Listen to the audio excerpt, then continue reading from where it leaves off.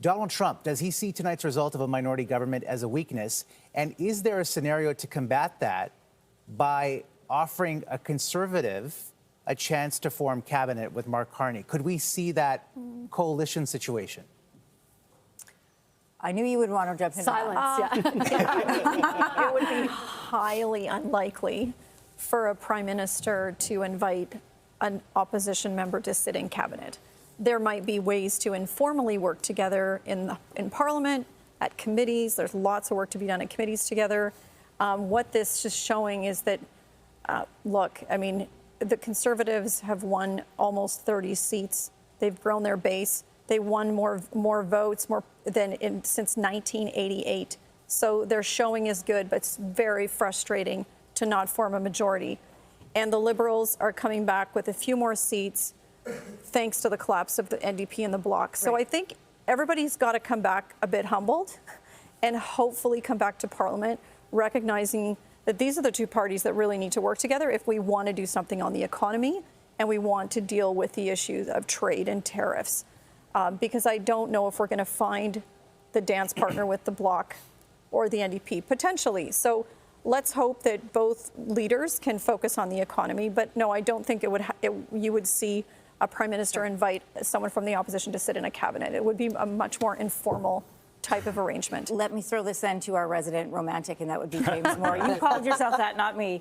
Is this an enemies to lovers situation, if we could put it in a... No, I mean, look, 4 months ago, Pierre Poilievre was going to win a big majority, and he didn't. Yeah. 3 weeks ago, Mark Carney was going to win a big majority, and he didn't. So I think humbled is the right word. Right. Both parties, had outstanding turnouts in terms of the popular vote mandates that they have. But it's a question of the efficiency of the vote where it's placed around the country. In terms of go forward, I mean, look, every single day we all wake up and we pour through the headlines and we see different narratives from Donald Trump about, why he's putting in what tariffs or what he's not, and he's going after China, then he's backing away. But it's about fentanyl, no, it's not. It's about borders, it's not. It's about capturing an auto sector back into the United States and repatriating investment. On a day-to-day basis, you kind of don't know. But I think, as has been shown in the past, Ron and I sat on an AFTA council with the former government because we put country first. And I think that, any government in this certain circumstance where it looks like the Conservative Party has a massive high new floor in terms of what its vote base of support is across the country. Pierre Poilievre did extraordinarily well in terms of the number of Canadians who voted for the Conservative Party, the best result since I was, 12 years old. And that's an incredible accomplishment, but it's not efficient, and it's more rural, and it's more working class, and it didn't quite have the efficiency in terms of seats. We don't count votes, we count seats. So there's work to be done there in the long term. But yeah, I mean, you have an absolute collapse in the New Democratic vote and a fall of the Bloc Québécois vote, and you see what you see in terms of the seat count. So yeah, I mean, look, there's lots to go through here in terms of the results and what it means in the long term. But specifically with Canada, U.S., I think Prime Minister Carney obviously has an obligation. He asked for a mandate to become Prime Minister to deal with the United States. And there are some really smart, thoughtful people out there who have experience with this administration from 16 to 20 and the current dynamic, who he can call upon in order to try to navigate us forward for the next couple of years. And I agree with that. But I also, I think the obligation is on Prime Minister Carney. But the obligation is also on the other members of the House of Commons who are not in government, because we are facing a national crisis. We are facing an existential threat to our economy, and so it's really important for all the members of the House of Commons to be united as often as they can. So Carney has to reach out. But also the Conservatives, I think, have to reach back too. And I think that's really what Canadians want to see, is not not a relitigation of the election and a constant at each other's throats about everything. I think we want to see our Parliament working together. Okay, let me ask, Harjo, I'll let you jump in a second, but let me ask you or Rada this question, James, and that is, when we've seen how Pierre Poilievre is in opposition for these last 10 years, now we're talking about a humbling on both sides. What does that look like now when we're debating? What does that look like when we're trying to get things passed? Is he able to do that kind of a pivot? Well, you mentioned that Mark Carney should reach out and Pierre should reach back. But also it has to go the other way. So we've got this split in the country. The issue of tariffs and Trump are important for a lot of people. The issue of affordability is important for a lot of people. So Mark Carney's platform was one of big spending and new taxes. So we also need him to work with Pierre on those issues in a new budget. So there has to be the tariff issue addressed, there has to be the national unity issue addressed, there has to be the resource economy issues addressed, there has to be taxation addressed, addressing the deficit. So all of these things fall out amongst this split that's almost feels like it's almost down the middle from a popular vote point of view. And both leaders are going to have to come together and work on these together. While those two leaders are trying to work together and to figure this piece out, what happens with the NDP? We have Jagmeet Singh, who's currently sitting in third place in his riding. Who and what does the NDP need to do next, Tom? Wiped out in Ontario, and people like Nikki Ashton losing their seats. This is a really tough evening. Brian Massey in Windsor West. What does that say when someone Brian Massey's been there for 23 years? And I know of no one who's supported the auto sector more than Brian Massey. And yet we talked a lot about the GTA and the efficiency of the Liberal vote there, and that was proven tonight. But talk about a stealth operation. I mean, I don't think anybody saw the Conservatives running the table in southwestern Ontario the way they just did. So it was an extraordinary result on their part. And it reminds us that you can have the support of all of the union leaders, but that doesn't necessarily translate at all into the votes of the union members who were showing up in large numbers for Poilievre's rallies because he was talking their language. What did they see in Pierre Poilievre that they didn't see in their NDP representatives? I think that the NDP had become a little bit self-satisfied with the support of the union leaders. And for them, that was going to be enough. It would translate into votes, but it doesn't. And that's one of the things that they had to learn. I also think that there's a little bit of a lesson in there for Mr. Poilievre and his way of dealing with things, because there is a little bit of you have to be careful what you wish for in this, because they went after Jagmeet Singh with tons of money. They attacked him very personally, calling him sellout Singh and things that were a lot worse than that, and they went after him headlong. And it worked. And a part of this result is that people who would have otherwise voted for the NDP went over to the Liberals and probably gave Mr. Carney that boost, that tiny boost, because the numbers up there, Jim said it earlier in the evening, I don't remember too many people, calling for that level of vote for the Conservatives in Atlantic Canada.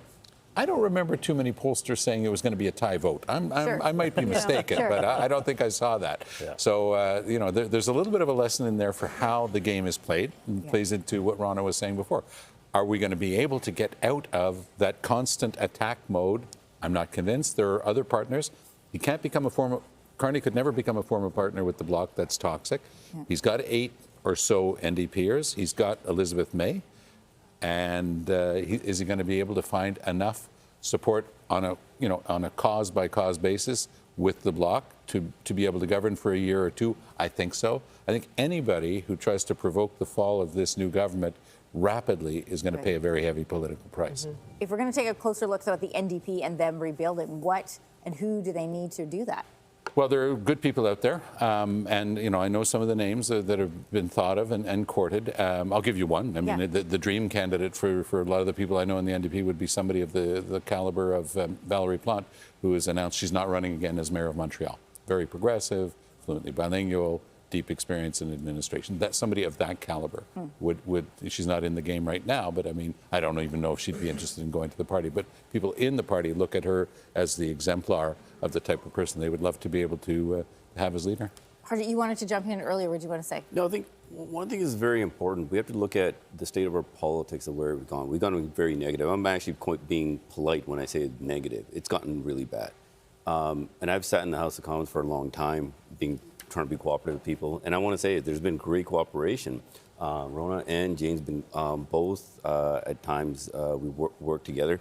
He's been on committees to give us advice. I've been in the Canada-U.S. committee, both Trump administration. We were in, Rona, I believe, the U.S. when President Trump got elected the first time at our embassy. There's examples where we can work together. But the thing is Pierre Poilievre can't be just voting against us just for the sake it's us, right? When there's good policies in place, we got to be able to work together, and we have to bring the temperature down a bit. This is what Canadians are expecting of us. So if we can do this, this is an amazing opportunity to bring back that unity. And here's the thing, though. This is what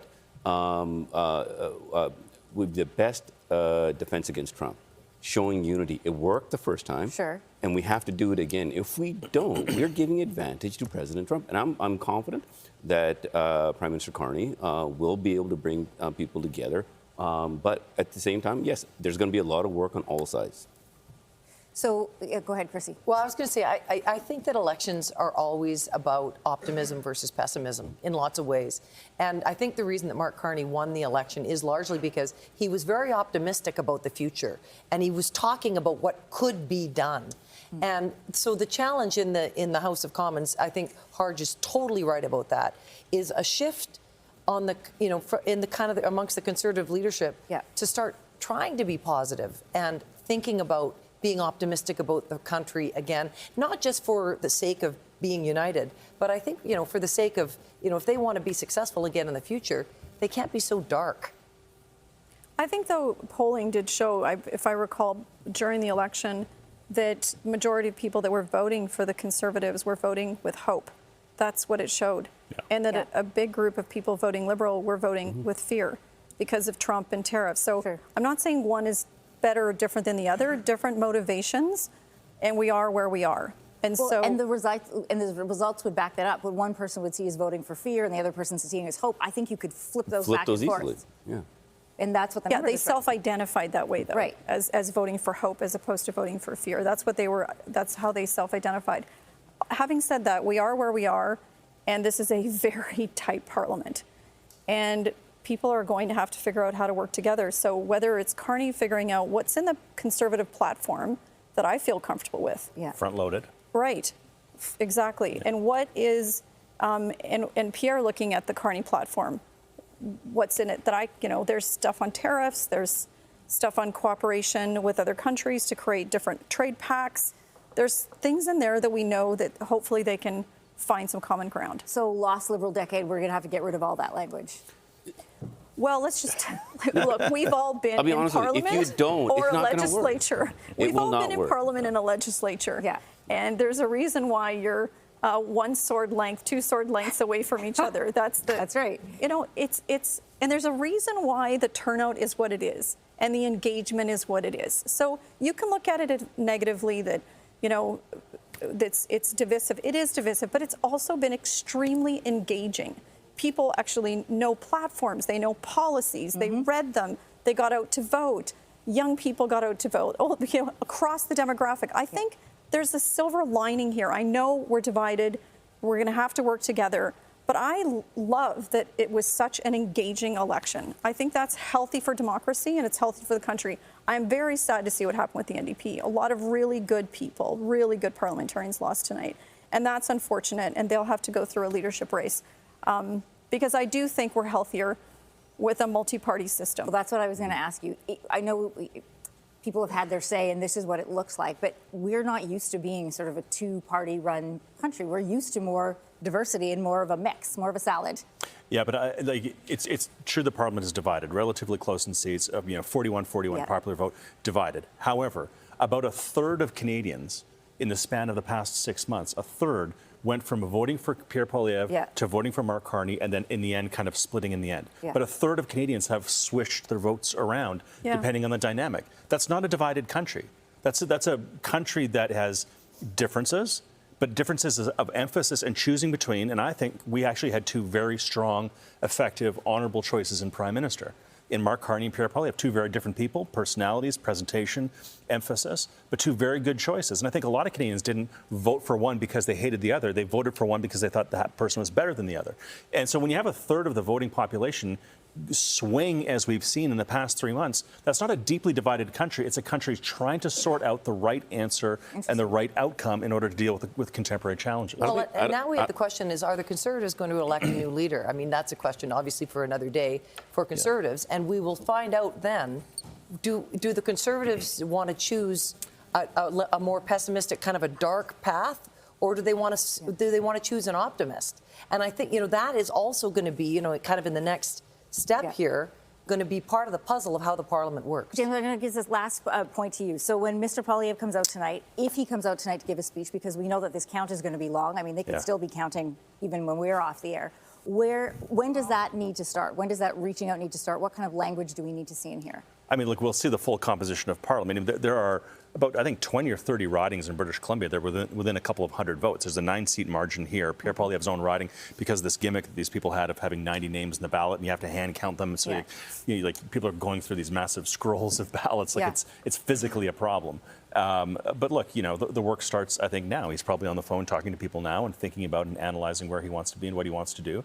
And also, I think on a personal basis, we don't talk about this a lot because I think there's a barrier here about these things and respecting people's privacy. But Pierre Poilievre has a young family. He's been at this for over 21 years. He has had extraordinarily successful results tonight. He's added to the seat counts. He got more votes than Stephen Harper ever got as a percentage of the population of people. And Stephen Harper won 3 governments. Pierre fell short tonight. But there's every reason to believe that Pierre, looking ahead to 2000 in the next campaign, whatever that is, 28 and 29, by then, the NDP will have a new leader. By then, Donald Trump will be gone. By then, Mark Carney will have a track record of successes and failures that he can talk about. The dynamic will be completely different. And if the Conservative Party rallies around Pierre and Pierre is humble and honest about the shortcomings of this campaign and why he didn't quite get to where he wanted to get, then I think there's every reason why Pierre Poilievre should stay as leader and will have success in the future.